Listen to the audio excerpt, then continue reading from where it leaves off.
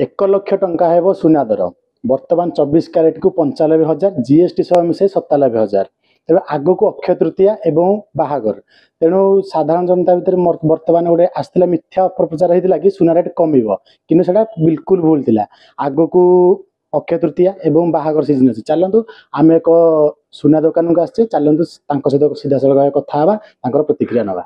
आग को अक्षय तृतीया बाहागर सीजन सुना रेट 1,00,000 को छुआ गला तेणु आप बेपार कौन ये सब जिन लास्ट मार्च आरंभ सुना रेट अहतक भाव प्रत्येक दिन किसी बढ़ी बढ़ी चली सुना दर अत्यधिक बढ़ी जो आम लास्ट 7 डेज गोटे सप्ताह है कि मांदा अवस्था अच्छी किंतु आम आशा करूँ आगू जो अक्षय तृतीया अच्छी भल बेपार हो बोली किंतु मझे गोटे मिथ्या अपप्रचार होता कि सुना रेट बहुत कमिब बोली नहीं सुना रेट कमिबार नहीं प्रत्येक दिन तो 500 ରୁ 1000 टका प्रतिदिन सुना रेट वृद्धि हो माने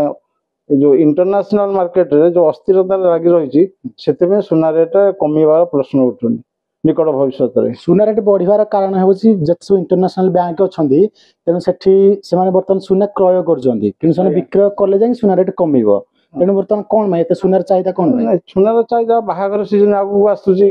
लास्ट 3 आगो को जून लास्ट पर्यटन बाहागर सीजन भी अच्छी तेणु लोक मैंने भी गोटे इन्वेस्टमेंट चाहते इन्वेस्टमेंट कले अधिक प्रॉफिट मिलूँ